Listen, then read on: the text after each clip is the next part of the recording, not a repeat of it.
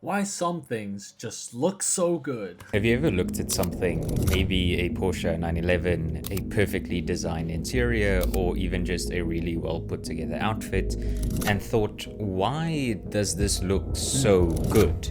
Obviously, we all have different tastes, but there's actual psychology and science Sometimes behind it's what just put makes certain together. things aesthetic. Why some designs feel timeless, why some shapes are universally pleasing, and why some brands have basically hacked our brains into loving them. I recently had two things occur that kind of prompted me to look into this a little bit more. The first being a visit to my city's Porsche Center, where I found myself wondering what it was about these cars that just made them so aesthetically pleasing. And the second being a book that I started reading about interior design, which has helped me to better understand how our brains react to shapes, colors, and overall. Yeah, that's pretty interesting. What makes something look pretty? Like, how do we perceive something as pretty? How do we look at something and get pleasure from looking at it? You know, like you look at a Porsche, you're like, damn, it's curvy, it's sleek, it's aerodynamic, it's smooth. It's like it just cuts through the wind. Environments. Knowing how to make stuff look good is a really useful skill nowadays because you can pretty much apply it to anything, whether that thing be setting up a new room in your house or trying to figure out the layout for your personal website or even putting together an outfit for a first date. And I probably don't need to tell you that looking good also comes with feeling good. So today I want to take a deeper dive into how our Okay. brains are wired when it comes to aesthetics. Why is it that something that just looks really good has so much power over our brains and can occupy our thoughts? So the next time you look at something and think, dang, that really looks good, I want you to be able to figure out why and maybe see if you can apply some of that in your own life. So Interesting. without further ado, let's get into it. Number one, why our brains love certain shapes. Let's start with a simple example. Why does a Porsche 911 look so good? The answer isn't just This is a crazy good question. Now I'm questioning everything I have. Like, why does this chapstick look good? Why does this mic case look good? It's the color, it's matte finish, it's sleek, minimalistic, looks clean, looks modern, like extremely modern, good quality. What else? Why does this bowl look nice? This Wall Street bowl. I don't even know. This is like a art piece. Like someone put it together on Wall Street in pieces and they welded it together. But an artist made that. What makes it look good? Everything that you buy, it's by design. Someone designed it. This pen, why does this pen look good? It's matte, it's smooth, it's sleek. Why does everything look good? Who designed anything? because it's expensive. Our brains are wired to react in certain ways when it comes to certain shapes, curves, and structures, even without us actually realizing it. Designers understand that different shapes can create different emotions. Curved shapes feel natural, organic, and inviting. We see them in river bends, rolling hills, and the human body, so our brains Okay. associate them with comfort and fluidity. Sharp, angular shapes feel precise, aggressive, and structured. Think of skyscrapers, knives, and race cars. They signal power and efficiency. And once you start looking for it, you start to see this dynamic pop up kind of everywhere in your day to day. Round logos like Starbucks are meant to feel more warm and inviting, while angular logos like with Tesla feel Interesting. more futuristic and precise. Porsche leans heavily into curves because they feel dynamic and natural, which is why the 911 has such an iconic timeless Curves. silhouette. Its rounded headlights and smooth flowing bodywork mimic natural forms, making it feel elegant. Now compare that to a Lamborghini. Yeah, I was just gonna say Lamborghini. Lamborghini, hella sharp angles. It's like technology. How fast can you go? Boom, in your face. But Porsche is more subtle. It's like you lean into the roads, you curve into the road. Smooth, peaceful, beautiful. Lamborghini, which is all sharp angles, flat surfaces, and aggressive edges. It's designed to feel like a fighter jet on wheels. Wow. Neither is better, but both trigger different responses. Soft lines come with elegance and flow. Sharp lines come with power and, to a certain extent, a bit of aggressiveness. So when you think about how to sort of do the structure of your own room, how to do the interior design, or even just when you're putting together an outfit, the lines More that you're curves using and the sort of everywhere. shapes that you are creating are going to affect the vibe that either you I'm gonna sand down my drawer behind me. Make it all curvy. Make it look like goop. or your space give off. Number 2, the psychology of design, or as I like to think of it, the way something looks doesn't just influence its aesthetic, it influences how we feel about it. Something like a Scandinavian inspired room has a very nice peaceful vibe to it, whereas something like this has a creepy liminal space feel to it. Our brains are good at trying to simplify things, because even if you just quickly look around you, there's a lot of visual input coming through, and your brain has to kind of filter through all of that. And so usually it'll look for certain cues and then make certain deductions based off of that. For example, if we see Wow, that's a good point. That's a good idea. Like having a theme for your room, having a style for your room, like a Scandinavian style. Because for me, I'm basic. I just get whatever works. Oh, a table? Cool. Table. Bought this table. Got this bed. Like, no color. I don't think of colors when I buy it. I'm like, oh, cotton? Yeah, get it. I don't look at color. You're sleeping on it. You close your eyes when you're on your bed. someone wearing a cowboy hat and leather boots, we're probably also going to make some assumptions on how Some they feel rugged. about horse riding or the great outdoors. Our brains are always trying to sort of pull as much information from as little input as possible so that it doesn't have to work so hard all the time. And this is where design comes in. Design takes advantage of these cues and sort of overemphasizes them so that our brains sort of naturally jump to certain conclusions. It sort of leads our thoughts into certain directions. Jump to conclusions. Okay. It's like right when you look at something, you jump to a conclusion. That's what the brain does. When something is well designed, we don't have to think too hard about it. It just sort of clicks. That's why when you see a building like this, it's easy to assume that it's a coffee shop without seeing the logo. Or when you see a car like this, to assume it's fast and expensive, even if you're not entirely sure what it is. Why don't they make cars like this, but slow? I don't think it's that hard. Just take some inspiration from the hypercars and just put a normal engine in it. Put a normal transmission. That would be a crazy idea. Let me try to think. What is like that? Maybe like a Nissan 370, 350. They're kind of smooth. Do they look fast? Subaru BRZ. They look extremely fast, but they're slow. They only have, 200 horsepower? On top of that, the inverse is also true in that how we feel about something can influence the way we perceive it. In other words, how aesthetic it looks to us. For example, if you've always worn Nikes and a new pair of Adidas comes out along with a new pair of Nikes, you're going to think that the Nikes look a lot better because your feelings towards Nikes are very different than your feelings towards, for example, a pair of Adidas sneakers. That's why major brands from Rolls-Royce to Apple tend to evolve slowly. They don't massively change the aesthetic each time there's a new edition of something. Yeah, compare that to like BMW. Look at the grill. You know how fast they change? Look at Mercedes. You know how fast they change their body style? Interesting. So, more like cult followings, brand loyalty, they change slowly. They don't want to make a huge adjustment and everyone's like, "Oh, I don't like it." It makes it obvious. But if they do it slow, people will follow along, like a horse on a lasso, with the nose ring, like a cow on the nose ring. You slowly pull them. Compare that to like if they just change rapidly, maybe they get a bunch of lashback. Like what was the recent one? Jaguar. They changed everything so fast. And they received so much backlash that they had to change it back.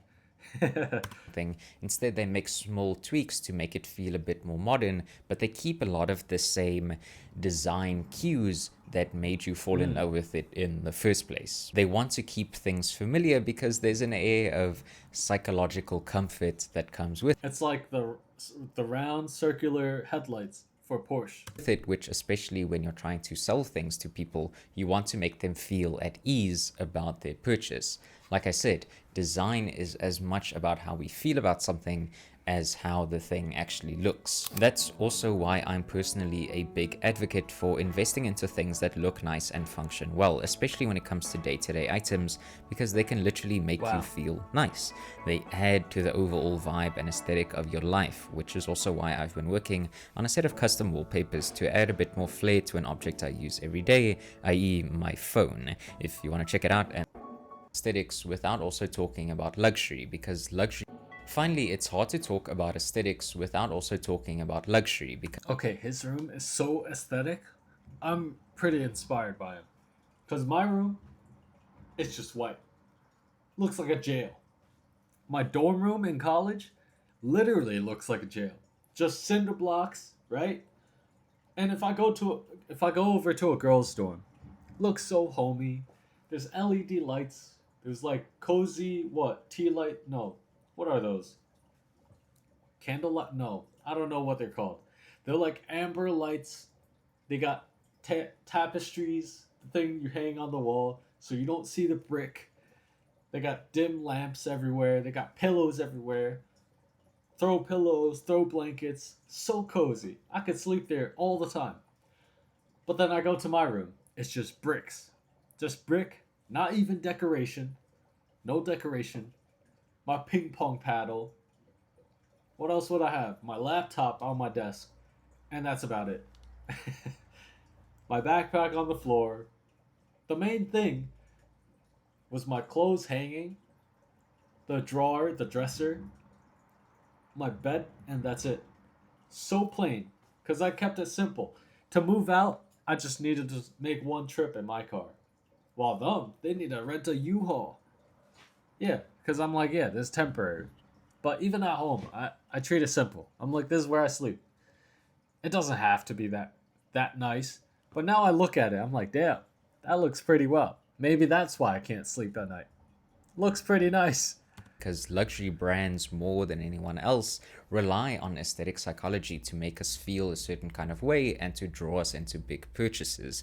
We are sort of conditioned to think that luxury, or at least the feeling of luxury, comes at a very high price. But if you understand aesthetic psychology, then you can implement a lot of those things into your day-to-day life to make life feel a little bit more luxurious without having to give away your life savings. I'm going to use the examples of Porsche, Apple, and Rolex, three very different types of products, but all considered to be expensive and associated with luxury.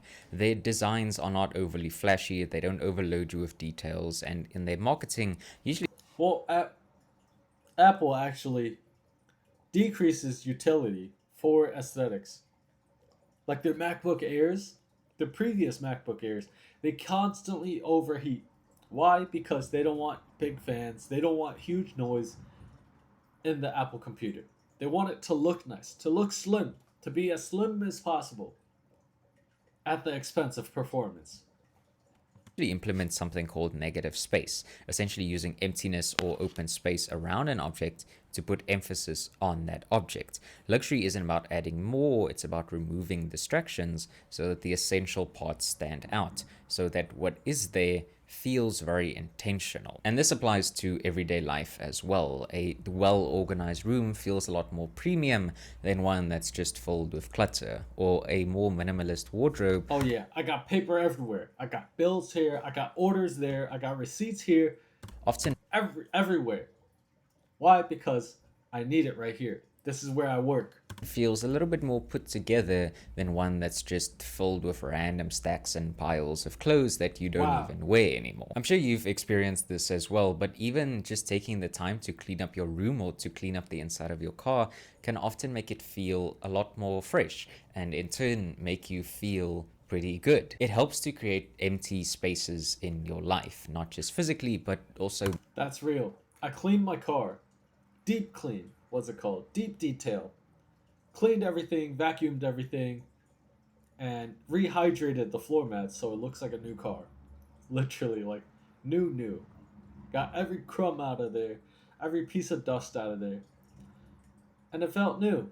Even the outsides, you know how the plastic fades. Even rehydrated those with some wax. Now it's gone because it rained and it was hot, but it did feel a lot nicer. But this room, when I moved in, I tried to paint over it. I tried to make a new room, but you know what the problem is? It's the light. It's the light. Nothing matches. There's different color wood everywhere. I think you have to be very intentional if you want to design your room to look homey. But I don't have the time for that. Like, I cleaned my car, right? Now it's dirty again. It's full of receipts. Receipts are daily. And I'm like, oh, what if I need it? But I gotta just throw them out. I don't even use them. And the floor mats are dirty because you get in and out, in and out. But keeping it clean, yeah, I'll just throw the receipts away every time. But the floor mats, clean it every day, it's kind of a stretch. Mentally, it's a lot harder to relax when you come home to a messy kitchen or a cluttered house. It's a lot harder to feel confident when you're sort of just in a random outfit, as opposed to something that feels a little bit more cohesive or Very intentional. interesting. Give yourself a bit more breathing room by Look good, keeping feel things simple. Now, I'm not advocating for extremely sterile and clinical spaces. You know, simple. I was gonna buy only black t-shirts. And pants could be whatever. Because black t-shirts go with anything. White pants, black tee, perfect. Green pants, white tee, or green pants, black tee, fine. What was that called? Beige pants, black tee, fine. Orange pants, any color goes well with a black tee or a white tee. I was gonna only have those in my wardrobe. But I'm like, okay, people are gonna think I never wash my t-shirts. So I scrapped that idea. Maybe one day. But just a little bit of order can go quite a long way in making you feel a little bit more mentally at ease and to make everything around you just feel a little bit more aesthetic and a little bit more nice. I want to be like a cartoon character. Wear the same thing every day forever. Like, just get the same thing. Everything. Get all black t-shirts, all green pants. Alright, all white t-shirts, all green pants, all brown shoes, right? All the same jackets, all the same sweaters. You don't have to think. You just wake up, oh, put this on, go to work. Right? Oh, put this in the wash. It's all white, it doesn't matter. How simple is that? Sure, you look goofy, but hey, it's simple. You don't have to think. Even the biggest brands in the world understand that at the end of the day, whether you're selling sneakers or phones or cars, it's about making our brains go, that just looks and feels right. So in conclusion, why do certain things just look so good? Because someone somewhere understood that shapes influence the way we perceive things, how we feel about things can also influence how they look, and sometimes the best addition is no addition at all. Sometimes less is more. So the next time you see something and think, wow, that looks amazing, think a little bit more about why, and maybe there's something there that you can apply to your own life, whether it's your living space, the way you dress, or maybe just a general mindset that you can carry around with you. I hope this gave you a little bit more perspective. Okay, I am determined. Now I am going to theme my room. Every time I'm like, oh, I'm going to redo my room, right? I'm going to do a makeover. My family's like, oh, we're moving soon. You don't have to do that. Well, guess what? Now here we are. Unremodeled room. Because we're going to move soon. It does make sense. Because my grandpa, he came from nothing, right? Our family came from nothing. We lived in shit. We lived in a village. In a little cottage made out of cement. Way back then. We knocked it down and built an apartment on it. But for him, it's like, yeah, this is where you sleep. Why would you make it look so good? It makes sense. Like he's more logical, very logical thinking. He's like, this is where you sleep. It doesn't make it any better. Doesn't increase the home value if you make it look cozier. But you know, that does give you peace of mind. Like make your mind calmer, be able to relax. Like you just feel good. Look good, feel good. And that's what I'm gonna do. That's the moral of this video. Remodel my room. Make everything look nice. I'll see you guys in the next one. I'm gonna look online for everything. Table, bed frame. I don't know what I'm gonna go for. Minimalism? Everything white? Everything black? Everything wood? Interesting. You'll see changes slowly. I'll see you guys in the next one.